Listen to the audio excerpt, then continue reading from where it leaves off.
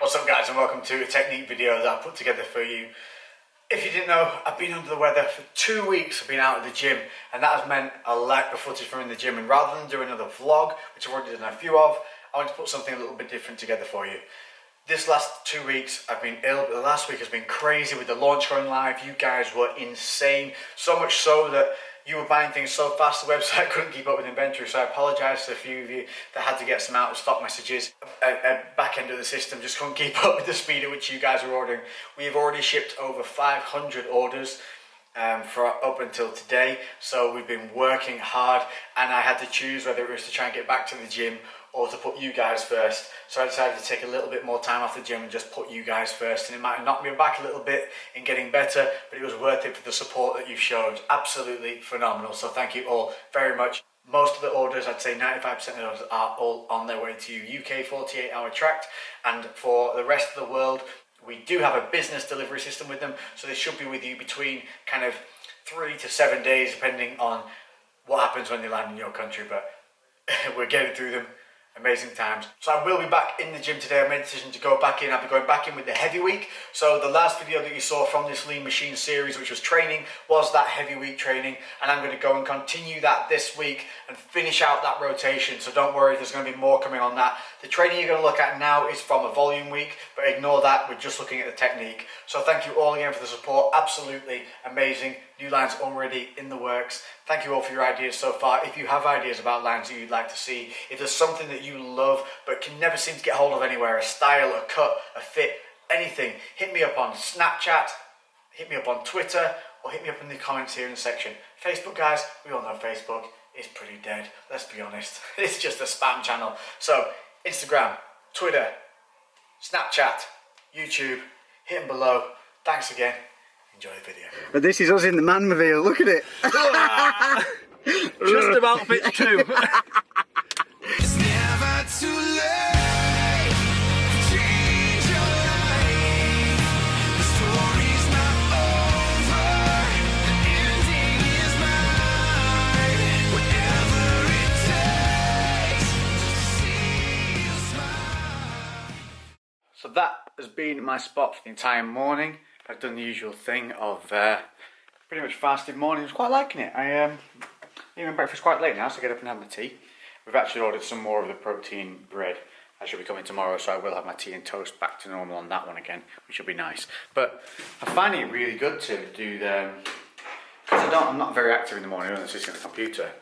It's easy to do it fasted, and it just means there's no added benefit to it, other than the fact that I get a fair bit of the work done, and then I enjoy a nice big breakfast, and I can volumise things a little bit more because I have more to play with because part of the day's already done. But I thought I'd show you what Lainey's back as well, trained and done already. So she made that burrito chili, and it's so versatile. She makes it in big batches, and we log it as we said in the previous video. If you haven't, checked back to the burrito video, and you'll see how we do that. And this chili video, burritos. Anyway, how you do batch loggings and stuff. So I'm finishing this off, a 300 gram serving of the chili this time, and I have this as the mash. Now I'm going to eat that entire thing for this day, so I just logged the packet, so it doesn't matter what I put on this meal because I know I'm going to eat the rest later, and once it's logged, my macros are gone for it, so that's a deal. But what I'm going to do is show you how to make what looks a little bit like, is it a shepherd's pie? Is that the one? No, that's lamb, isn't it? And it's the shepherd. Yeah, cottage pie. Cottage pie. So it'd be like a cottage pie. Spicy cottage pie. So all I'm going to do is take half of this, dollop it on to there, spread it out, and then go to town. We're replaying the Halo Master Collection because it's cool in co-op. But you know what still sucks on it? When they make you be the bloody alien instead of the Master Chief. Who doesn't want to be Master Chief? Who the feck? Oh, hang on, there's some Master Chief, and then 2 seconds later, I'm some giraffe with armour on it that wanders around. That splits its mouth into 4 pieces. Oh yeah, a 4-piece mouth. That also, I would like to point out, is given crapper armour than normal elites, and he's called, what is he called? An arbiter. You're the arbiter, which basically means you've got shit armour now. See you later. Hi, there's a lovely lady looking after us. Yeah, so we're on the hamstrings, which means we also have to do something to help our egos afterwards, so we're doing hamstrings and arms. This is Max pretending like he knows how to read and write. It's just joined stickmen. Wherever we go anyway, you gotta have secret identities. So today in the gym we'll be training Lexington Steele, whose source is kryptonite, who's training with Maximus Decius Meridius from the Manor, whose source is ketchup. Fat free, don't forget. So we've got these two hamstring machines here. Now this one we all know and we all love, it's a good machine. Boom, look at this one. So I was talking before about the compression you get on the hamstrings when you're working these. Well, look at this, it's got a stunted seat, so your hamstrings are actually free. So that should feel, in theory, pretty nice. Decent, decent, smart. So the thing to notice about this is normally you'd have a big pad across your thighs here. So this looks like it might be good, but we'll find out on heavy week whether it's actually doable for a heavy week with a light bodywork, because I don't weigh too much. And when I'm pulling against heavy weight, it tends to lift me out of the seat, and there doesn't seem to be a seat belt. So we shall see. 101, 102, 103. I feel the burn. Look, a Debra. And because the pivot point is over here, it is really, really essential that you make sure you're pulling through evenly with your left against the right, because this has more leverage towards this side. And so it's going to take less energy to pull from that side, which makes you a bit lazy. So make sure you're pulling evenly, squeezing all the way through and fighting the negative. So a little throwback footage for you guys, because I didn't want to do another vlog, although you know I've been knocked out with this flu, which has kind of obviously set me back from being able to video the heavy weight training that I was amidst before I got knocked out. I didn't want to do more vlogs and bore you with me just being stood here, so I want to show you a little bit of action. So I found a bit of footage that you guys never saw from a volume week a couple of weeks back with Max, and I'm going to talk through just the techniques on all the equipment and exercises that we did through this routine. So this was a volume week, which did include that 15-5-5 rep range that I used, but we'll go through that when we hit another volume week properly. Here I just want you to look at the form and technique on everything and how I go through them. So as I just described there, when you're on these hamstring curl machines, what you need to be doing is ensuring the knees are not lifting on the negative. That's a massive thing that a lot of people do, allowing the knees to raise. That's going to take the load off the muscle. It's the same equivalent as letting the elbows kick back on a bicep movement. You want to be pulling through with your heels, and most importantly, again this applies to the lying as well, keep your feet parallel, keep them even. Your toes are going to try and twist out, your heels are then going to move, and you're going to shift where the isolation and load goes on the muscle. So as you can see here, my feet, everything's symmetrical. So if you train together, make sure you're monitoring each other's foot position. If you have a weird thing, stop, reset, and do the reps again. And that applies to everything. If there's something going out of line, something's out of alignment, something's not symmetrical, just stop, reset, and rep until it goes out of alignment again. Then stop and reset. You are far better stopping and resetting 3 or 4 times during a set and getting it right and getting it ahead than carrying on with bad form or bad technique, because that's going to lead to imbalances and you're going to be wasting progression time. That's the main thing here, is it's all time that you are wasting if it's not right. So again, looking here, overhand bicep curl, one of my favourite bicep movements. Works the forearms and outside of the biceps really well, but a good thing to look here, scapula engaged, no swinging of the upper body, and I'm lifting up to a natural contraction point, not pulling the elbows forward, and just maintaining a really nice balance from left to right, not letting the shoulders roll forward. I've got my hips slightly kicked back and my knees soft.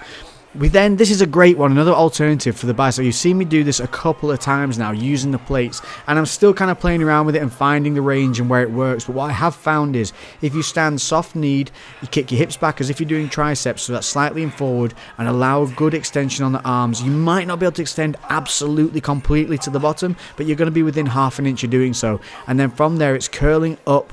And it's working so much more than just a normal hammer grip here, because it's basically equivalent of kind of using like a fat grip, because the plate forces you to have a wider grip within your actual hands itself, which is going to activate the forearms more. And again, coming up to a natural point of contraction, no swing in my back, shoulders set back, chest up, and my core engaged throughout. Another big thing, core engaged throughout any upright movement. That's going to not only work your abs, it's going to create a stronger movement for you in a whole, and also limit a lot of the body rocking and fake weight using. If you are honestly keeping your core engaged throughout, it uses quite a bit of energy, and then all of a sudden those lifts that you were doing without core engagement, where you were shifting the weight badly, you won't even be able to do them, because you won't be able to keep the core in place as well as do the lifts. So it's a real great kind of buffer for removing those error points during training. So here you can see triceps, the shoulders are back, the chest is up, hips kick back, soft knees, engaged core, driving through the palms of the hands and not letting the elbows come forward on the negative.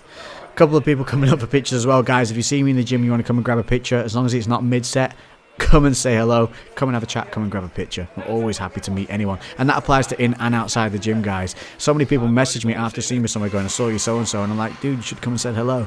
It's cool when that happens. I love it, so make sure you do. Overhead tricep extension with the rope here. This is a really, really nice movement, but again, one that can often be done wrong. So here I'm keeping my elbows wide and I'm coming down to a natural stretch point on the triceps, not overextending. I'm not lifting up on my toes. You can't see it here, but a lot of people in this exercise tend to throw up by coming up onto their toes. And again, you got to keep soft knees, hips back, engaged core, and drive up. You don't really need to split the weight too much. The split of the weight from center to the top point of the movement is maybe like an inch and a half. So don't try and overly extend the ropes outward as you're going up. It only has to be a very small movement to allow full extension. And here you can see, take a rest point, bringing the wrists together. If you're on a heavy week on this one and you want to try and power out an extra rep just to test the weight, you can bring the hands together. Be aware though, guys, if you bring the hands together, it's going to be easier. That's why the heavier weight will go up with the hands together rather than apart. So I'll just leave you here with some raw footage. I hope this has been good. I'm back in the gym filming today, and another video will be up for you tomorrow.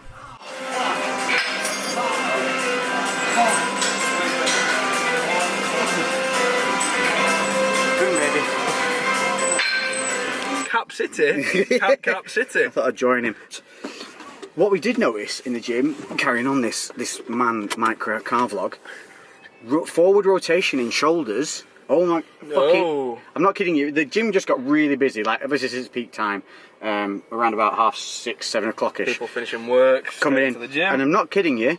The amount of people, and what I talk about with forward rotation is when you see guys who are like this, where the shoulders are further forward than their actual chest, and it's a real. People don't seem to think it's an issue, but that when it gets to the point where you're literally like this, where if you gave them a pencil to hold and relax, they'd be holding it like that. It's a real issue. You've got real posture problems there. They're going to take actual rehabilitation to sort out. A guy came into us in there asking like if we were done with something or other, and I'm not kidding you, like he had a turtle back. His shoulders are that far round from the back you couldn't even see a shoulder. It was just a slope.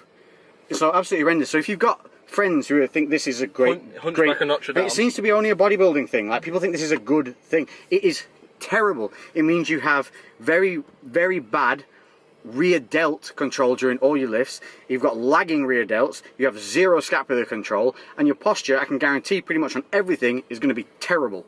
So if you see forward rotation, critique yourself, take a look at yourself in the mirror, look sideways and relax. How do you sit? How do you stand? We've been through this before. Simple correction is there's two you can do. You can do up 2, back 1, drop 1, which is where you relax and you go 1, 2, 1, 1, and that'll set you in position. The other one is stand normally, put your hands on your chest here, high, like that, and your shoulders will set back, and then just drop your hands, keeping your shoulders where they are to your sides, and that's the posture you want, and you'll be like that, not that.